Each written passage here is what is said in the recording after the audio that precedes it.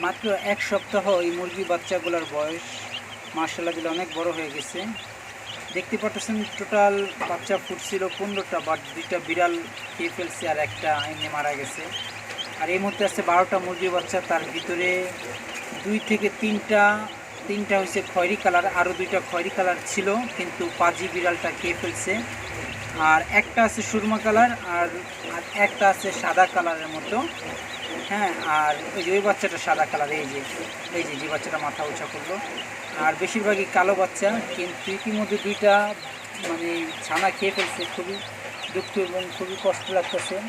আর মুরগির বাচ্চাগুলোকে খুদ দিছি, মুরগির বাচ্চাগুলো খুদ খায় না, এরা বেশিরভাগই আপনার গিয়ে এই এই জিনিসটা খায়। আমি দেখাইতেছি, এটার ফিট, এটাকে ফার্মের মুরগির ভাষায় বলে ফিট।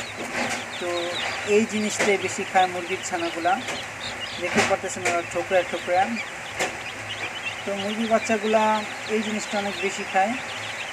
আর আমার খুবই মানে একটা জিনিসে দুঃখ লাগতেছে, যেহেতু আমি আইসা দেখছি 1 সপ্তাহ আগে টোটাল মুরগির ছানা ছিল 15টা, কিন্তু 3টা মুরগির ছানা নষ্ট হয়ে গেছে।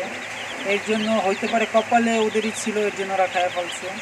তো এর জন্য আমার অনেক অনেক কষ্ট লাগতেছে মুরগির বাচ্চাগুলোর জন্য। আর আমি ব্যক্তিগতভাবে মুরগির বাচ্চা খুবই পছন্দ করি। প্রচণ্ড বাইরে বৃষ্টি হইতেছে, তো এর জন্য ওদেরকে আমি এই খাঁচা আটকে রাখছি। তো আর এখানে সবচেয়ে থেকে পটু যে মুরগির ছানাটা, এটা হয়েছে এই যে এরা 2টা হয়েছে, এরা এই যে এই মুরগির বাচ্চাটা, আর আপনাদেরকে দেখাই এই মুরগির বাচ্চা। এই 2টা মুরগির ছানা হয়েছে এরা বন্ধু। এরা বেশিরভাগই কী করে বাইরে বের হয়ে যায় খাঁচা থেকে, কিন্তু এদের আল্লাহর রহমতে কিছু হয় নাই। না, আমি সম্ভবত ভুল করছি নাকি জানি না। সেম কালকে যেই মানে মুরগির বাচ্চাটা আমার সামনে খেয়ে ফেলছে, ওই মুরগির বাচ্চাটা এই কালারের ছিল। তো আমি কনফিউজ, এইটা না ওইটা ছিল। তো নাও, খাও খাও খাও। তো আমি একটু ফিট দিতেছি। ওরা আসলে ঘুরতে চায়, কিন্তু ওদেরকে যদি ছেড়ে দেই, ওরা এইটা বুঝতেছে না যে ওদেরকে ছেড়ে দিলেই ওদেরকে পুরো বিড়াল, পুরো কাক, বিড়াল, চিল কিংবা বৈরাল সাবার করে দিবে।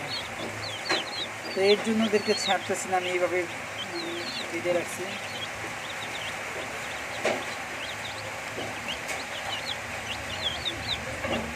তো কারো যদি মুরগির ছানা লাগে তো আপনারা অবশ্যই বলবেন, আমি পাঠিয়ে দিব। কারণ এই মুরগির বাচ্চা ছানাগুলো আমরা পালবো না, যেহেতু আমি থাকবো না, আমার মাও একটু সিক, এর জন্য কেউ পালতে পারতেছে না। এর জন্য মুরগির বাচ্চাগুলো অযথা নষ্ট করে লাভ নেই। কারো যদি দরকার হয় তো আপনারা বলবেন, আমি কোরিয়ার করে বা কিংবা আমি নিজে গিয়ে দিয়ে আসবো। তো আজকে এই পর্যন্তই। সবাই সুস্থ থাকেন, ভালো থাকেন। তো আপনারা অবশ্যই কমেন্ট করে জানাবেন মুরগির ছানাগুলো কেমন লাগবে।